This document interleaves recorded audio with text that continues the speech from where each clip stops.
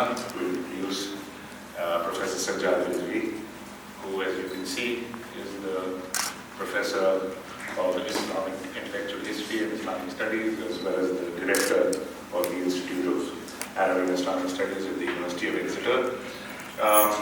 It's not easy introducing Professor Sajjad Rizvi. His achievements are really truly remarkable. I was just going through the list and I decided not to bring it because there are, in fact, dozens upon dozens of very erudite articles in a whole range of the best journals in the fields that he is engaged with, and indeed beyond. So having known him for a few years now, and despite the fact that he's most evidently younger than me, he is really incredibly erudite, and I seek his guidance on many matters all the time. So it's truly a privilege, and without further ado, I'll ask Professor Sajjad Rizvi to give his talk on global philosophy, intellectual history, and his cases. What is philosophy in the Islamic traditions? Please give him a warm welcome.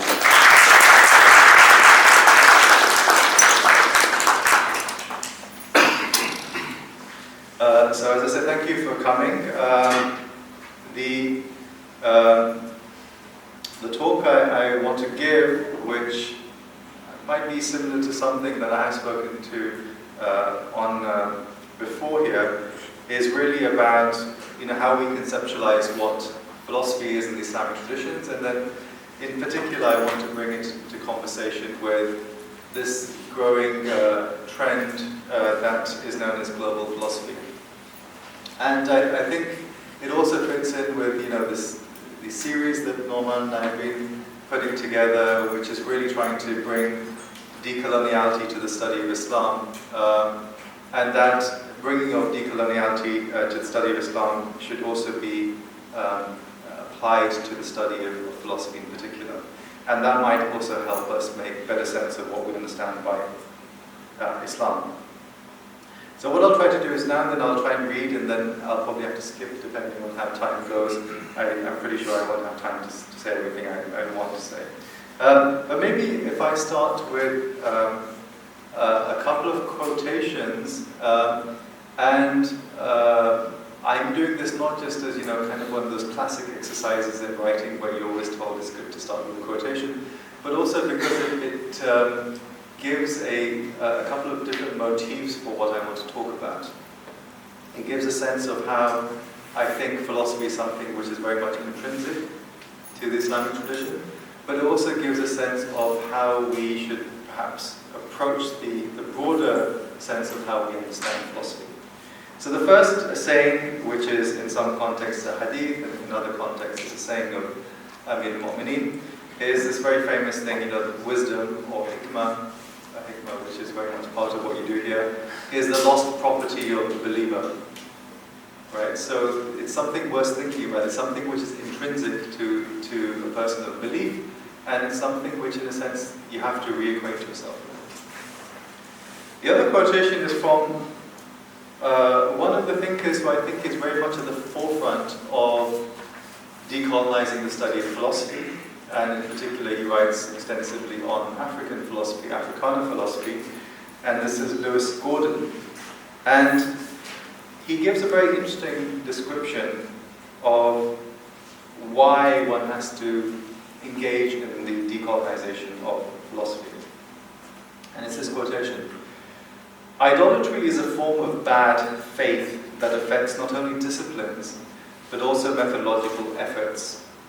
Where the latter also becomes an idol or a fetish, reality falls to the wayside, and the discipline and its method become the world. It is, in other words, a form of intellectual solipsism. Thus, returning to Heidegger, the notion that thinking is only such through a movement from meaning to beings fetishizes a specific form of thinking for what it means to think. It is a form of subject decadence through which philosophy collapses into the bad faith and idolatrous path of disciplinary decadence." And this for him represents precisely the state of philosophy in its majoritarian state in most university departments, Anglo-American university departments. So what I want to suggest and what I want to put forward is this idea that we should engage a bit more with this project of globalizing philosophy, of putting different traditions into conversation with each other, and assuming, I think correctly, that rationalization, coherence, and the narration of the self are universal human pursuits, albeit culturally conditioned depending on the nature of the context of our embodiment, and they should be key features of our contemporary academic culture. Philosophy, understood within such a context, needs to be much more than philosophia, by which I mean a particular Greek heritage of rationality that has informed the history of European philosophy. Philosophy is not an accident of a particular language, a fallacious application of the rather discredited Savoir theory. In fact, the Western intellectual traditions themselves need to be liberated from the narrowing of philosophia. We ought not to assume that other traditions, especially where philosophical reasoning might be more oral than written, and at the same time we understand that logocentrism or its inverse, whether you go with Plato or whether you go with Derrida, remains a central problem of Western metaphysics, represent wisdom traditions, not philosophy or even paraphilosophy. How we determine philosophy, its scope, its application, often reflects the classic coloniality of power, ontology, and epistemology. By inserting Islamic philosophy into the conversation, we do not intend a defense of nativism or even the replacement of one regime of coloniality with a potential other. The move towards a global philosophy may signal a decolonial turn in knowledge, and especially the humanities within the academy, setting it free from the shackles of colonialist epistemology that, in the name of freedom and normative method, universalize the European intellectual experience. One of the best cases for a properly global philosophy is made by the eminent analytically trained philosopher and specialist of Indian philosophy, Jonathan Ganeri, who argues that we are living in a new age of the re-emergence of competing reasons based on four observations that he makes. First, cultural forms of reason predicated on lived experience and self-reflection are finding authentic voices. The very fact, if you might be familiar, that Peter Adamson's well-known podcast, The History of Philosophy Without Any Gaps, is moving in this direction. He's now embraced Indian philosophy, Africana philosophy, and I believe Chinese philosophy will be coming up soon as well. And that academic departments and institutions such as SOAS and Leiden are establishing degree programs in global philosophy suggest as much. It is very much about the rediscovery of philosophical ideas and allowing the space to engage on their own terms and to present their own ways or forms of life. The universalization of the European experience, therefore, requires a decolonial antidote. Second, academic philosophy, much like metropolitan academia accepting the post-colonial and multicultural critique, is slowly becoming more polycentric and embracing plural and diverse forms of intellectual production. The neoliberal market of the university that valorizes philosophy in a particular way, therefore, requires the emergence of a rival third university. Third, colonial powers and epistemologies are being provincialized. Westerners are no longer accepted as privileged interlocutors in a global dialogue. And fourth, Anglophone philosophy in particular is becoming more self-reflective about its obligations to consider an international context and cognizant that its role is less a result of intellectual superiority and more a legacy of colonialism and empire. It needs to facilitate space and open participation for all. What is thus needed is a new map of philosophy in a form of pluralist realisms in the academic and even popular philosophical circles. Of course, this does not mean that global philosophy should be motivated by white guilt and a compensatory inclusive. nor should it be a vehicle for the dissemination of essentialized ethnic chauvinisms. And someone might also argue that Gneri and others, perhaps even myself, are being a bit too optimistic about the ability of the Anglo-American philosophy department to really adjust itself in this particular way. And we'll have to wait and see whether it is just a passing fad or trend, as some people would dismiss it. But it's something which is noticeable as we see going on in philosophy departments at the moment. At the same time, I would want to suggest that these non-European traditions of philosophy, including Islamic ones, certainly have something to contribute to what we mean by philosophy, by way of argument, by ontology, thought experiments, hermeneutics, narratives, mimesis, and even poetics. Global philosophy dislodges us from our parochial and highly specialized, perhaps trivial concerns, and reorients us towards the notion that the true task of philosophy is to consider, debate, and keep alive the major fundamental urgent problems that we face as embodied and self-reflective beings, to examine attempts to make sense and even solve them, and then to evaluate the success of those possible solutions. So what I want to develop in this paper is the way in which we might want to engage philosophy in the past, think about philosophy, think about global philosophy, and then give one particular example from Islamic philosophy and how we can use that to decolonize our study of philosophy. And at the same time, I want us to recognize, as I've mentioned already, the point about nativism, that it would not be productive and perhaps even authentic if we restricted philosophy, even in Islamic contexts, to an impoverished historical artifact, recension of Avicenna as a rational empiricist in the mold of a deracinated and secularized Locke with no implications for how we philosophize today. So let's develop something about the method and the study of philosophy. It seems to me that the study of philosophy today seems to be animated by two related inquiries. The first concerns how and to what end should we study the history of philosophy? Should it be concerned with the processes of canon formation and the making of the Western mind? Or should it instead seek a more joined-up intercultural approach to big, perhaps perennial questions located within modes of rationality?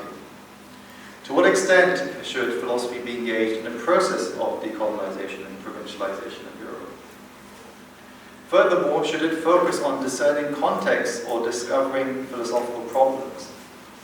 Is the history of philosophy primarily a philosophical endeavor of appropriation, mining past sources for our contemporary concerns, or is it a historical process of contextualization? That's the first kind of bundle of questions. Concerns. The second concerns the very universality of philosophy. As I mentioned before, is philosophy a particularly Greek endeavor, and hence ought we to focus solely on those traditions which arise from a Hellenic heritage, a particular conception of ontology, a particular conception of selfhood, a particular conception of how we know things, and to what end? An important corollary of that is whether we identify a particular cultural tradition as philosophical. If we identify a particular cultural tradition as philosophical, what does that mean? If we talk of Islamic philosophy, what sort of mode of reasoning and rationality does it entail? Does it entail, for example, a search for truth? Is there a concept such as truth? And how do we reconcile different kinds of truth claims? And this, I think, requires a more connected approach to thinking in our globalizing times.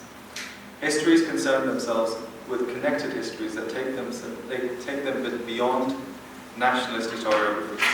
Others search for cosmopolitanisms or rationalities or knowledge networks or commonalities of vernacular traditions to seek connections that interrogate the common concepts that we use to make our world. Of course, there might be a reason for questioning the humanistic assumption of such globalized philosophical inquiry, but I leave aside the question of humanism. And I want to turn to one, I think, quite useful definition or approach to philosophy, which is articulated by William Edward Glass and J. Garfield in the introduction that they have to the Oxford Handbook of World Philosophies. They say, philosophy, the aim to understand how things in the broadest sense of the term hang together, in the broadest sense of that term, has been a significant activity in many cultures for several millennia at least, even when we restrict that mode of understanding to something like rational, analytic understanding. It seems to be a natural development in all literate societies, and in many non-literate societies as well, to ask difficult questions about the fundamental nature of reality, about what it is to be human, about what constitutes the good life, about the nature of beauty, and about how we know any of these things. So what that already tells you is certain branches of philosophy as they conceive it, as well as methods of articulation. Very significantly, they recognize that philosophy can be written, and it can also be not written and articulated in different ways, such as oral ways.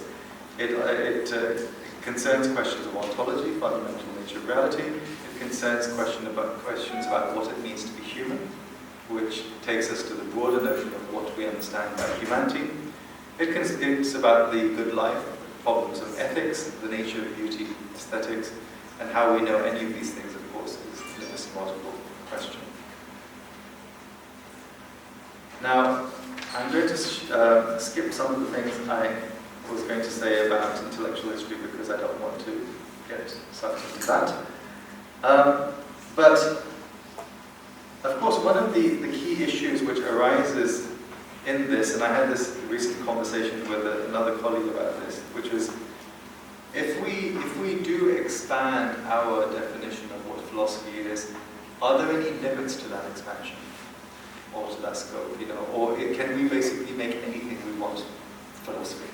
And I think that's an important question to raise. And I would bring this back in some ways to the earlier, it's a classical problem of how we distinguish between wisdom and the pursuit of wisdom, or the love of wisdom, which we call philosophy. What is it really that we are doing when we are engaging in philosophy? Is it about the process of forming concepts? Is it about different kinds of consensus? Is it about cultural contexts? And where do matters of taste, where do matters of prejudice, where do matters of intuition fall within that? And I think that's one of the problems that we have in a number of contemporary definitions of philosophy, such as the works of Deleuze and Guattari, quite simply because their optimism about what constitutes philosophy is very much still a feature of a European tradition in itself. And that requires then an understanding of how we then begin to unpack what we mean by philosophia by this particular European tradition. The analytic tradition in itself, when it has developed this, I think to a large extent does owe much to the way in which in the 18th and the 19th century a number of thinkers, especially in the Greek and the German tradition, then conceived of the non-European, and I'm thinking of course here of Hegel, but also of Kant, and how they made a very sharp distinction, for example, between discourse and intuition, as well as a sharp distinction between philosophy and something like mysticism or religious forms of discourse,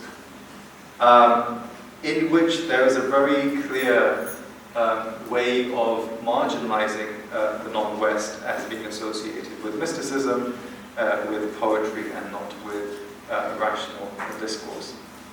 And one thing that we perhaps forget in that construction of what philosophy has been in the modern tradition is when we look at other thinkers who were contemporary to someone like Kant and Hegel, how their views were actually quite uniquely distinct. In the sense that there were plenty of others in the German tradition who did not share their particular prejudices. They did not share, for example, their very sharp distinction between what they considered to be philosophical and what they considered to be non-philosophical. They did not share their particular prejudices about the rationality of religious belief and how it relates to philosophy. They did not necessarily even share their particular positions on what the relative evaluation would be of the use of, say, poetry and prose within the articulation of ideas as well. In many ways, I would say that the way in which we tend to separate out the use of poetic language and prosaic language in the modern period is very much something which does emerge out of coloniality. Because when we look at plenty of pre-colonial and pre-modern texts, we do not find this. It's like a classic case of saying, well, if you read some like Sadi and if you read the Gulistan and Bostan, are these works of prose or are they works of poetry? Would that question have even made much sense to someone like Sadi? Would he have cared about such a question? And people read him in a particular way. They did not read him as saying, okay, this is a straightforward philosophical tract as opposed to this is a set of homilies, or these are sets of stories which will make you a better person, or even that this is just a good way of improving your Persian style. I remember at university we were always told to read and imitate Sadi because it, at the very least it reflected good Persian style, classical style. So I think those sorts of questions about what philosophy is and what philosophy isn't, how it's articulated, are also extremely important. Now, I want to really come to grips with, because I'm aware that we don't have a huge amount of time, and I want to maybe spend a bit more time on this. What I've tried to indicate so far is that I do think there is a problem in the way in which we currently study philosophy, and there's a need for that globalization. I think that globalization should take place through a process of coloniality, and we've talked about decoloniality, sorry, yeah. That's good.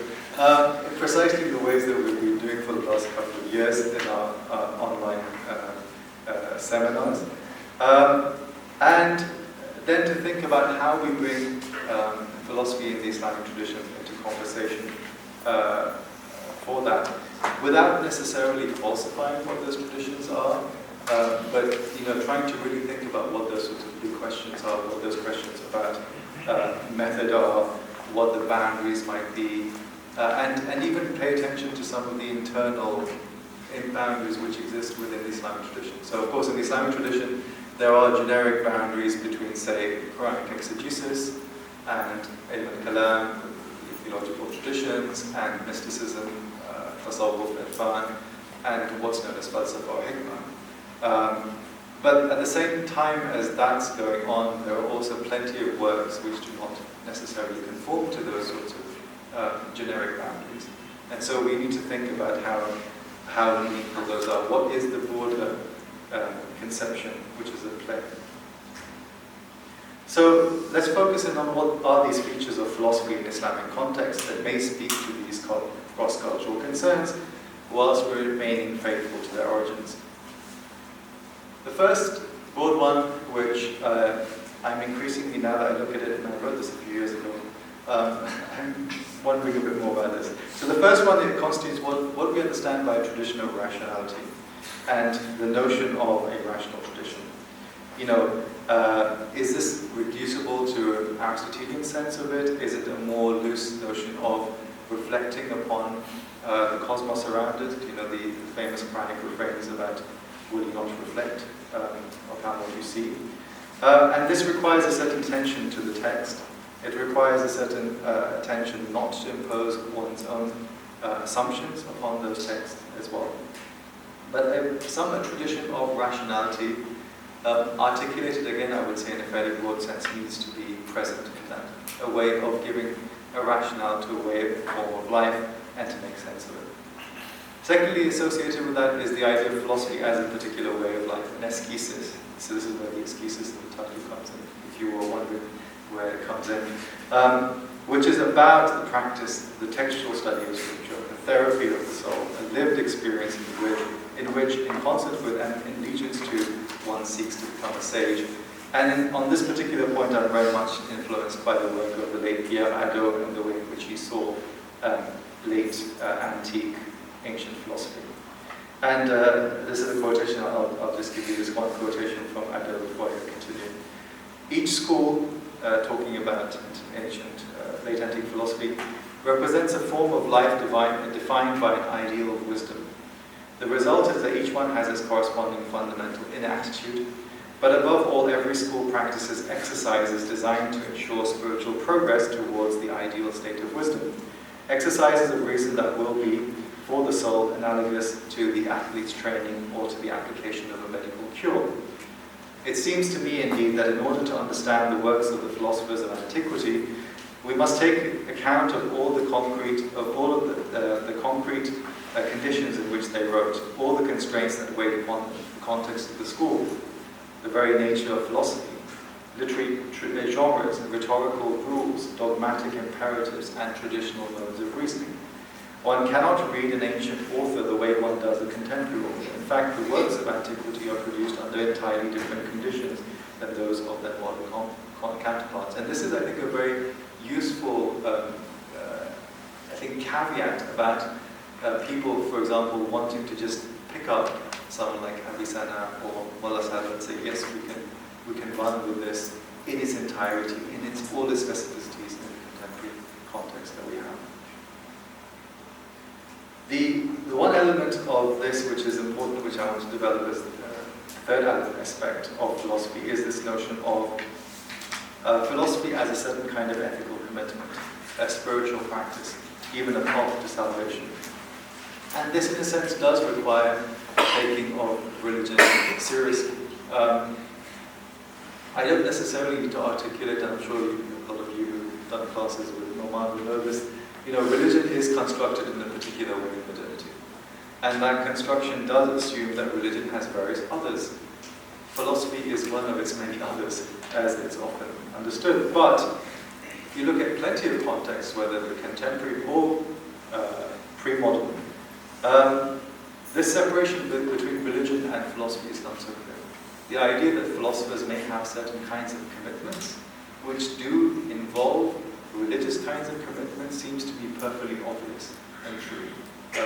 People like Mullah Sadr and Avicenna are clearly true. It's pretty true of them. It's even true of some of the canons of Western philosophy as we have it, whether it's people like Kant, whether it's people like Locke, whether it's definitely certain people like Aquinas.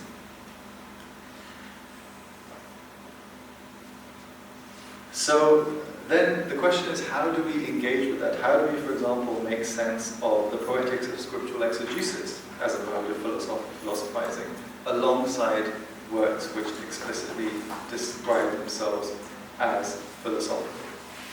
How do we, I think perhaps the more interesting question might be, how do we understand certain verses as reflecting on the one side a Quranicity and engagement with revelation alongside it as a certain form of philosophical exposition? And here I'm thinking, of course, of famous examples of Rumi and Attar and of Nizami, but also you could include Bedil, you could include Buddha Shah, you could include Babakar, etc. There are plenty of other examples of that.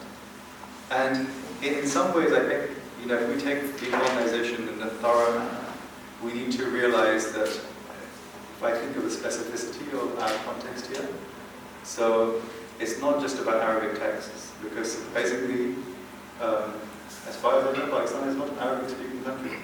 And Arabic is not central to identity. Persian is a very important inheritance, but so are many other languages. And decolonization does force you to think a bit about how we establish certain hierarchies of languages and kinds of literature.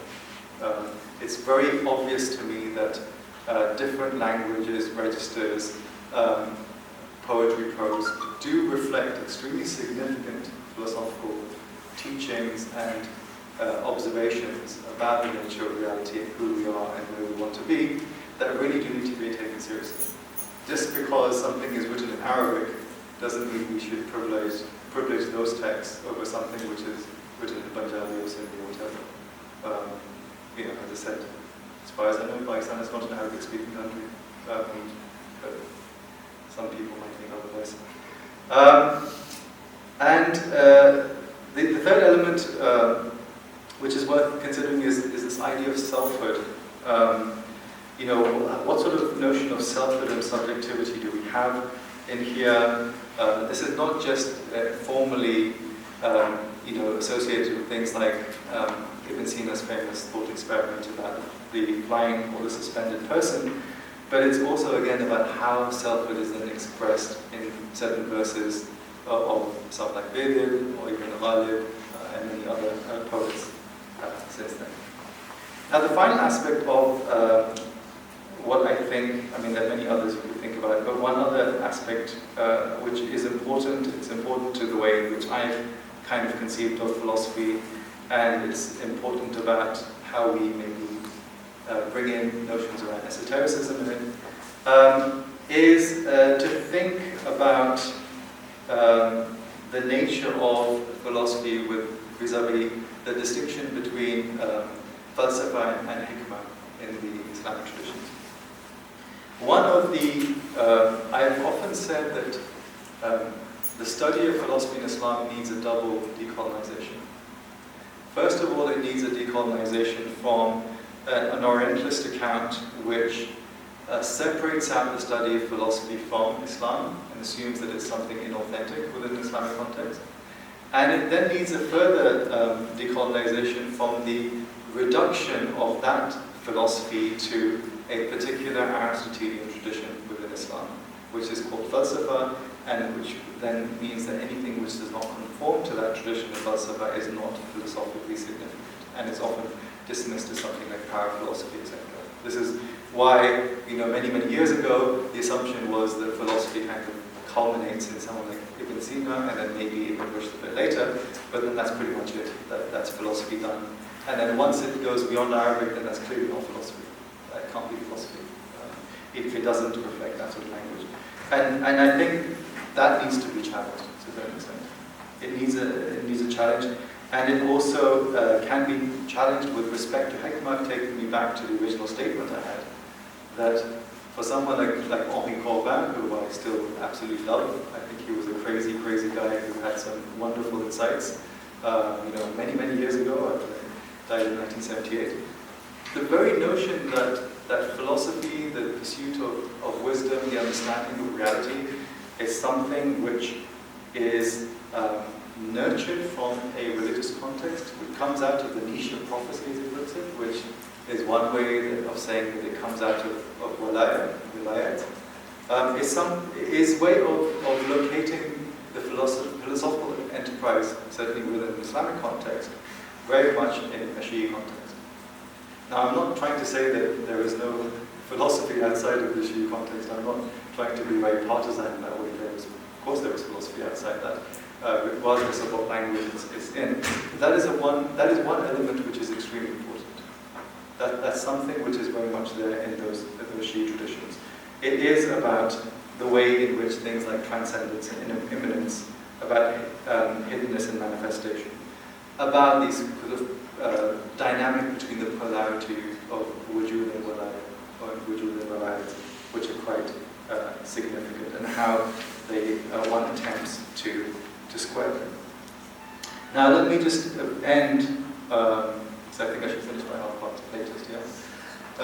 With one example of someone I guess I've been associated with for many, many years, and that's Mullah Sadr, the sacrilege sage who died in 1636, with his definition of philosophy and some elements of that which I think speak to this globalization or decolonization of philosophy. Now in his magnum opus, the Four Journeys, as it's famously called, he gives a fairly straightforward, recognizable definition of philosophy which arises out of different elements.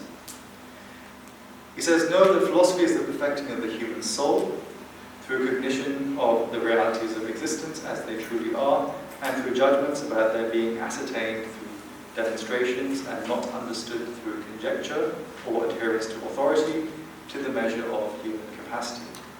You might say that philosophy ascribes to the world a rational order, understood according to human capacity, so that one may attain a resemblance to the Creator." This tashabbur bil-bari is a very important thing. The human emerges as a mixture of two realms, a spiritual form from the world of command, which is the transcendent immaterial world, and sensible matter from the world of creation. And thus he possesses in his soul both attachment to the physical and detachment from it. Philosophy is sharpened through the honing of two faculties relating to two practices, one theoretical and abstract, and the other practical, attached to creation. The theoretical art is the wisdom sought by the Lord of the messengers, peace be with him, when he sought in his supplication to his Lord, saying, "O my Lord, show me things as they truly are." Allahumma arina al-ashya'a kama hiya. Now, given our desire for deploying Islamic philosophy for cross-cultural and decolonial purposes, one can discern in these features a number of elements. First, that philosophy in history is more than Aristotle and Kant and transcends other exclusionary practices. Philosophy is the perfecting of the self, while acknowledging the limitations of the human experience and the requirements of some act of grace, becomes a process and a way of life.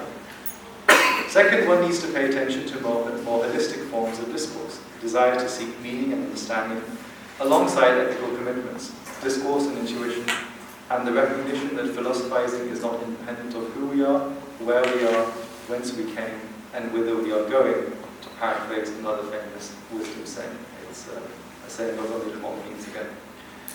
Third, by opening up Islamic philosophy, we can further the process of decolonizing philosophy and enrich, if not discard, the old notion of a Eurocentric liberal education and replace it with a wider pedagogy of modes of contemplative living and being. If philosophy is to be more than the late form of the Anglo-American analytic tradition, this requires the opening of pluriversal options of epistemology and ontology. Fourth, it recognizes that the coloniality of certain binary oppositions need to be overcome. And these are very famous binaries that we're all familiar with: mind and body, spiritual and material, religious and secular, into a consideration of the whole person. And finally, we come to the major theme of theosis, which of course was already reflected in the Platonic tradition. The claim to God-likeness and its pursuit is no small matter and reflects the precedent and priority of the philosophical. It's also linked to something which I've discussed elsewhere, which is how Mullah Sadr's definition of philosophy in this text then mirrors his introduction to his tafsir, in which he talks about, why one does tafsir, and one does tafsir to understand the nature of reality and what it means to be human. And so for him, in many ways, they're the two facets of the same practice that he's engaged in. Of course, times changed. What was Islamic philosophy in the Safavid period should be something more contextually considered in the present. And we don't have some of those contexts available that they had in the Safavid period and other periods. For example, that's in Iran in the 18th century, in North India. We do not have the systems of patronage that sustained it, and our notion of the humanities is both similar and distinct from the notion of science in the middle period. I mean, this point about patronage is important. Regardless of how we see the university is not a forum context for patronage. It's a context of patronage in a different way, right? But we're basically, we're kind of wage slaves. We're wage slaves in the way in which people like Ibn Sina and Mullah Sadr were definitely not. They might have been beholden in different ways, and we were beholden in different ways. I think they had a certain freedom to articulate things which we perhaps do not. And there has to be a dialogical, cumulative, rational, and critical enterprise predicated on the individuality of thought of the philosopher, independent of the seats of power. I've thought about this quite a bit. There are some philosophers in the contemporary period who think that one of the key features of philosophy should be about speaking truth to power. Right? And I think that's something which is very much worthy of consideration. This is not just kind of genuflecting to the notion of critique, because critique in itself can be problematic. If you think, I saw this actually on Twitter just yesterday. There was a bit of debate about someone reporting that their supervisor told them that the way to prepare for your dissertation and then for the job market was to figure out 5-minute ways of critiquing every famous philosopher, right? And the question was, well, is that a useful way of doing it? Because that reduces philosophy just to critique, or just do critique for the sake of critique. But the question is, what are you doing critique for? What is it that you want to produce out of that, which is what I'm thinking about. That does, that speaking truth to power shouldn't be just about that, but it should be about challenging certain kinds of hegemonies. And it should be about, overthrowing certain dominions of power. And in a sense does locate itself within a certain vision of Islam, which I think is quite productive. The idea of seeing Islam as something which is spiritually, intellectually, and ethically oppositional doesn't mean it's reduced to a religion of resistance, but it's something in which we try to make sense of the status quo and how things are presented to us, and then really think about, well, what does this actually mean for us, the world in which we live, what sort of world do we want to make it? And in that sense, it brings us to the one question which I have not broached here, which we talked about earlier, which is this kind of the so what question. So fine, nice little intellectual enterprise, but what does this actually mean for the way in which we work in a university? How do we live? How do we make decolonization much more than just a metaphor? And that's again why I think the speaking truth to power is useful. It's not just about changing elements, it's not tinkering with curricula, but it's also reflecting upon how we behave, how do we treat each other, how do we engage with our students, how do we see the sense of social responsibility we have as embodied individuals within our wider society, and pay attention to that society. I said before, pay attention to the fact that if you're teaching philosophy, or if you're teaching hikmah in this particular context, in Karachi, it can't be the same way as you might teach it, say, in New York, or Exeter, or somewhere else. There has to be some sense in which it's not just an abstracted thought experiment. It's something which has to be of the particular context, and has to have a relevance and speak to people in the context in which you find oneself. So, thank you. I think I should stop with that.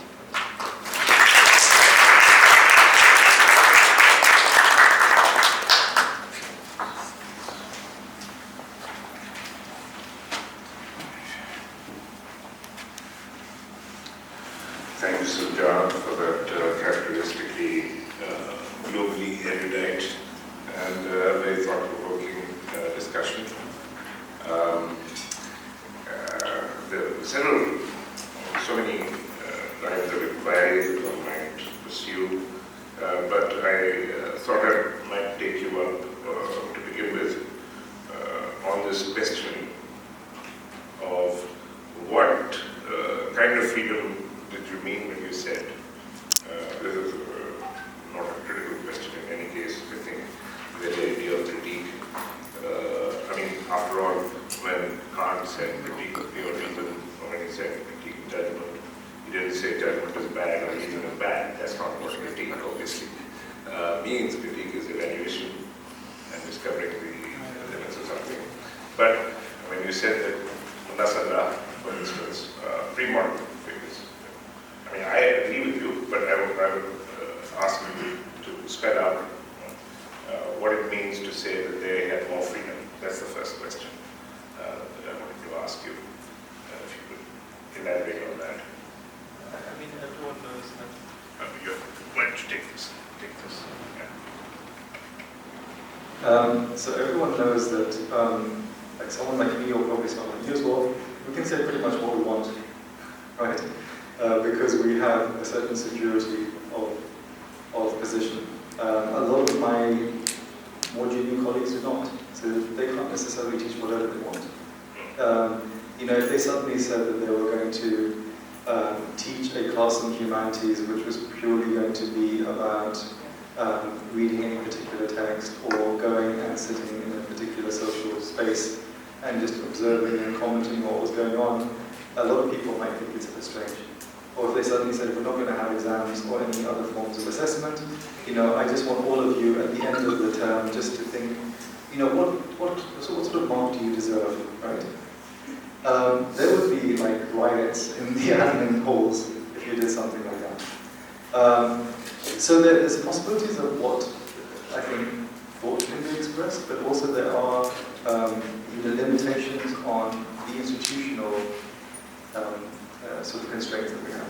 And that's very much this problem of, where the university as a neoliberal market-driven business can even decolonize itself. Because how do you suddenly take money out of the equation completely? I don't think we're suddenly going to have any sort of return to pre-university systems or something which is entirely devoid of those institutions. So I think there's an element of that. Now there are different kinds of constraints that someone like ابو Salah had, but the one thing which I think there's another different kind of constraint, which is that they certainly felt the need not to merely reflect on authority, and this is something that people often assume is not the case. There's a deep sense in the philosophical traditions in Islam, already by, say, the 12th or 13th century, that the role of a philosopher is not just to rehearse arguments, it's actually to produce arguments. It's to produce ways of thinking about issues of beauty and value and epistemology and ontology and so forth. So, and this was this notion of tahqiq, right? So tahqiq as opposed to taqleed. Taqleed is this idea that you just merely rehearse things. So the assumption was not that it was just a clear case of just rehearsing lots of things. They may have talked about similar kinds of questions, but then philosophers always have talked about similar kinds of questions. But it's more, how did they come up with those particular kinds of arguments? And I think in many cases they did have the freedom to really completely think radically. So if one is familiar, say, with Ibn Sina or Sohrawardi or Ibn Arabi, and it's often said that Mullah Saad is kind of a mixture of all these. But no, he actually does have positions which are very different from him as well. He did have the freedom to completely, rethink it. One of the things, as I think I mentioned, which he does, which is very significant, is that he uses that same approach to how you understand Hadith and how you understand the Quran. That is a real shift. Before him, the idea that you would have a philosophical exegesis of those sorts of texts is extremely rare. Right? The only tradition in which you have philosophical exegesis of revealed texts before Mullah Saad is the Ismaili tradition. And it's in the Fatimid period only, I would say, that this is seen. So that's quite a radical shift. And it's to say that the exegesis is one way of looking at the question of reality and these sorts of philosophical questions, and the articulation of hikmah is another way of doing it. So they know each other, I think, is quite important. And in that, yes, you can say lots of very critical things about how people have, before him, looked at things, what sort of direction he wants to go in. So your reference to this philosophical exegesis and the rarity of philosophical exegesis brings me to another question that I was thinking of. For instance, in Manqib al-Dalal, the text by Madari, when he's talking about the different groups there are, one group that he identifies is that of the philosophers. So, isn't it then the case, I agree with you once again, but I'd like you to elaborate on this. Isn't it then the case that the ways in which we compartmentalize different disciplines, including philosophy, what Ghazali was doing back then already resonates with a similar kind of division between different approaches to, truth? Yes, so, this is, I think, always the challenge. So on the one hand, I want to say something like Mullah Saad as a philosopher because I wanted to be studying in philosophy departments. At the same time, I understand that introduces a constraint, because that means, okay, so what does it mean to say he's a philosopher, and is he only a philosopher? It raises this whole question of where the generic boundaries lie. Can you really include certain works like the the Quranic exegesis within that. And if you're doing it, how are you doing it? So I think that is an issue. And yes, you're right, generic boundaries are not new, they're not purely colonial in that sense. Of course, it's not the colonial state which introduced, say, in education in India, this distinction between Kalam and Falsafa, etc. That's definitely not the case. But one thing the colonial state definitely did was it produced a hierarchy of Islamic learning. And this is something we're massively suffering from. One of the things they did, we discussed this in one of our seminars, is it put a certain conception of Islamic law at the top, academically. And this again is not because the madrasas didn't take Islamic law seriously, but the madrasas did not reduce Islam to Islamic law in the way in which the colonial state did. Or rather, they expanded that space of religious to include only the legal. And so, then it begs the question of where does poetry fit? Where does philosophy fit? Where do other kinds of things fit? Yes, today I can't really think of any philosophers off the top of my head who practice poetry, whereas that was obviously not unusual. It was expected, because anyone who was cultured would, of course, have to compose poetry. So I have many other points of engagement, but I think it's a good idea to start with students, etc., other people who are here, because we don't have much time before we start. Yes, sir. Sir, so one of the things you mentioned during your talk was that the kind of. Okay. So one of the things you mentioned during your talk was what modernity did to religion within the Muslim world, since we're talking about Islamic traditions. And it's not getting any better. The kind of influence I guess we have from modernity, or the pace at which the world is changing today, I think it's faster than ever. You hear newer things every single day. Even within the same day, you see so many things happening, and we cannot isolate ourselves from that change.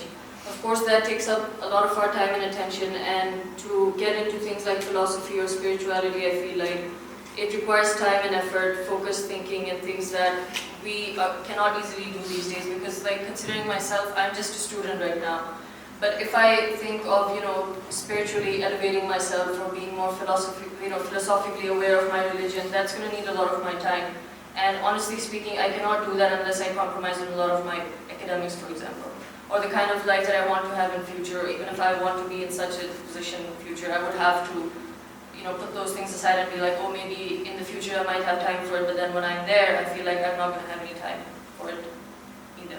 So how do we, I don't know, how can we achieve it within the world that we're living in today? Because I feel like the world is constantly taking us and drifting us away from spirituality and philosophy. How can we get there without compromising on the kind of lifestyle that we want? Yeah, so so this is the issue, right? So I could give you the really harsh response, which is that, well, you choose the priorities that you want for yourself, and if you don't choose certain priorities, then you have to live with the consequences, right? But at the same time, what I would say is, I agree insofar as that we can't just turn back time, right? We can't just go in the mode of just rejecting modernity and saying, oh, modernity is really bad, I just can't live, I can't breathe in this context. That's not really, that's a useful act of protest in the short term, but longer term it's not very useful.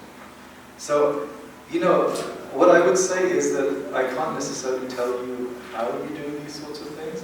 What I can say is that at the very least, there should be a recognition that there is a problem here, and how it is that you articulate it, how do you spread it. Sometimes it can happen to simple things of integrating yourself. One of the things that COVID has taught us is that well-being is an issue.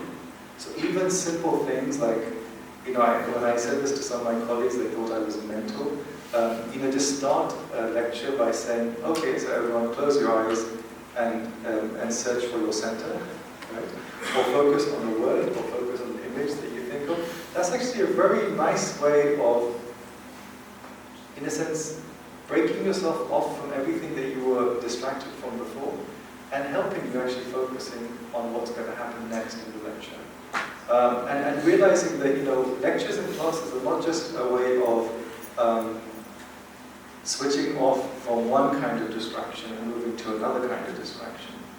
But rather, if it's going to be something which is active, which is actually improving and changing yourself, is engaging with who you are, and that in itself is a spiritual practice. For someone like Ado, yes, we do assume that spiritual practices, or I assume sometimes that they're kind of religious practices. They are some ways of connecting to ultimate reality. But at the very least, if you're connecting with yourself, that is a spiritual practice. And understanding where you are and who you are. And one of the biggest problems, you could say, of coloniality has been the oblivion of our own traditions, right? Now, the simple response here could be go and read some poetry or hang out at the Bella for a short while, right?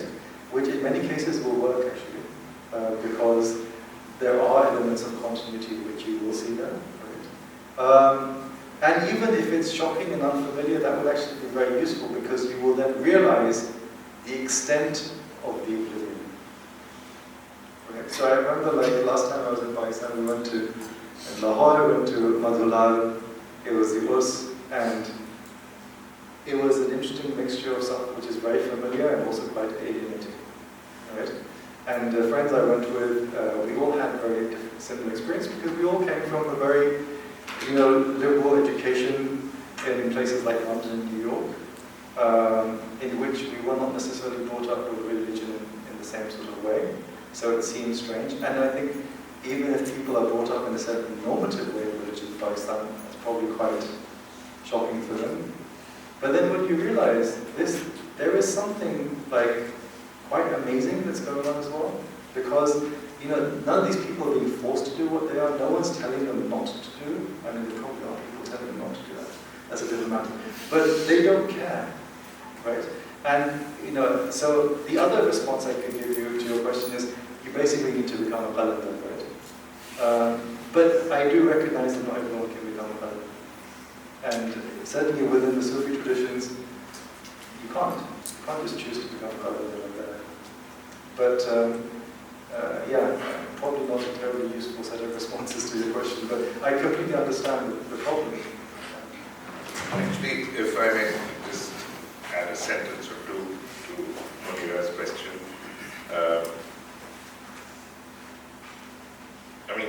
I found myself during this pandemic, for the first time, actually advising students to meditate or to pray, as the case may be. And the reason for that is that not only were things bad then, but it's clear that things are just going to get worse and worse, in fact. Not only do we have this sort of steamrolling, or whatever the right term is, climate catastrophe unfolding, which is becoming more and more intense, even just in the past 5 years. But we now have the rise of global fascism. It's quite possible that we'll have a fascist regime in France, which would completely alter the nature of Europe altogether. So we're living in just absolutely extraordinary times. So, even in terms of, speaking of Hadot, his book on Marcus Aurelius, The Inner Citadel, so he's a Stoic philosopher. He says, how are you going to actually cope with all of this? Well, philosophy, and here the question of salvation, actually, the other question I had for you, but we don't have the time, because we have to go for iftar, is precisely about what is salvation. Because that's the term to use. If we can associate philosophy with that, what would it be?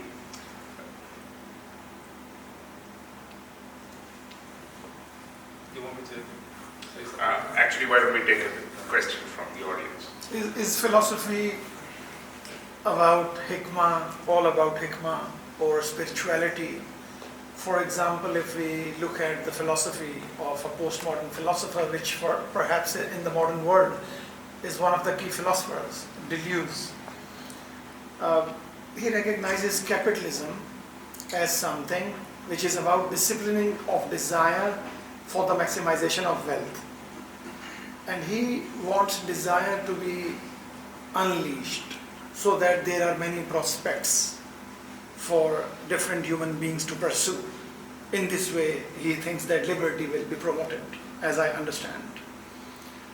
If we compare Islamic philosophical tradition with Deleuzian understanding of desire and disciplining of desire and unleashing of desire, I think Islamic philosophy also directly addresses the problem of the ways in which desire should be or should not be disciplined.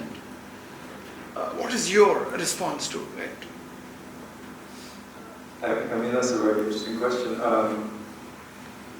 Immediately I think of the ways in which ''Ishq and Shauq'' are discussed in all sorts of texts. I mean, that's the, and you have some who would say that there's very particular constraints and paradigms for how you do it, and there'll be others who will say there's, you know, these phenomena did not have any restrictions, quite simply because Shauq is the foundation of reality, and it's also the foundation of the reversion to the principle of reality. So, you know, this is the famous Sufi saying, ''𝐭𝐡𝐞 𝐈𝐬𝐥𝐚𝐬𝐢 I was a treasure and deserve to be known." And this is something that someone like Mullah Sadr quotes all the time. It's a very important element of where, you know, we come from.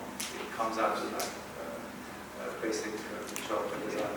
And it's also somewhat paradoxical because you're ascribing what seems to be a passion to a person who is not supposed to have passion, which is God. Right? God is not supposed to have passion. God is not supposed to have desire. So the question is, what is it that a thinker wants to convey by saying that this can't be ascribed to God in this particular way? So, I mean, I think the only thing I would say is that sometimes when comparing pre-modern Islamic thinkers with, say, postmodern thinkers, there are what I would call parallels, but you have to be sometimes careful with parallels. And I think one of the reasons why you need to be careful about it, because they are very different metaphysical commitments.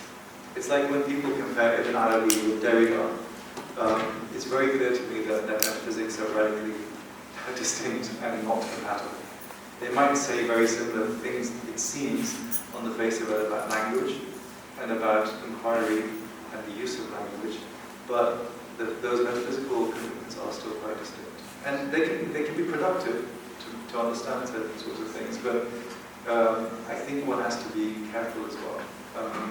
And that's the case when we're looking at, one of the, I think, key points about global philosophy is not to kind of standardize everything and say, okay, we'll have philosophy, these traditions all have to have a minimum kind of this particular thing and will produce like a new reality. I think global philosophy has to be about a set of conversations. I think those conversations are very interesting. Then producing something which is kind of anodyne and kind of universalized and standardized in that particular way. That's just one, just to follow up on this, because I mean it's a very good question because it follows on what you originally began with by talking about sort of bad faith. And I think the question one was asking mainly about ontological freedom. So I guess this, I mean, both in response to this last question, the question I had is like, how does one get, what kind of resources can we draw from this past age, which apparently had a different form of life, which had metaphysics? How do we recognize the extent to which our own inframing of techno-capitalist inframing prevents us from actually understanding, what these kind of previous forms of life were? And that's why I find Foucault's esquisses useful, because in part it's an ethical response to the ways in which power relationships sort of dominate our understanding of our relationship to truth, but we're enmeshed in that. So how do we draw from the past in order to first get out of this kind of colonization by metaphysics in which we swim, in which we breathe, in which we do philosophy? And in that sense, that's precisely the problem, which is, I certainly wouldn't pretend decolonization is easy. As I said, the easiest thing is just to tinker with curriculum and, at least signal those sorts of elements. But absolutely true. I don't think one can necessarily do that beyond, as I said, beyond immersing yourself in texts and trying to make sense of traditions which at least make an effort to connect to those texts. Recognizing the extent of our living of that tradition. I don't think you can suddenly become a Samurai, of course not.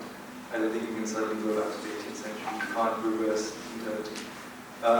But I think there are texts that you can look at, there are practices you can look at. There are still people who do philosophy with very different kinds of assumptions about what the nature of the world is. And even about the cosmos. There are still philosophers who who think that we live in a Ptolemaic universe. Right? We might think that's really bizarre and doesn't make much sense. But their response would be, it does work for me. It fulfills everything that I need from a conceptual cosmology. And I think it's a way of making sense of that. It's got all sorts of things. The simple thing about what's the difference between science and irrationality and magic and so forth. That's another classic colonial dichotomy. Where do you fit in magical practices? Where do we fit in what is unseen or is not tangible in that? How do we make sense of cultural references to gin and other kinds of things? These are very, very real things for many people. We might not think so, but there are techniques, there are texts, there are discussions, there are traditions about how you make sense. I'm not saying that you should valorize them all in this massive kind of nativist reappropriation, but I think as we move forward, the opportunities they should be greater to look at, what sort of things we can bring into conversation. I'm not saying that everyone should become a qalaba or, should practice the occult arts or the sciences. But recognize that's actually part of cultures that we inhabit, and one shouldn't necessarily dismiss that as something which is irrational or cannot, is not open to philosophical understanding. I think that is quite important. I said to a friend ages ago we should have a project on things like jantaris and texts which are, massively consumed. But that's because they are important. We might think that prognosis are crazy in many cases, if they are. But there's something going on here which is meaningful for people. Right. Thank you so much, Sajjad. We're 1 minute over for iftar for many people here, I imagine. So iftar is in the cafeteria? Yes. And the department cafeteria downstairs, so you can follow us right after this. Thank you so much, Sajjad, and thank you.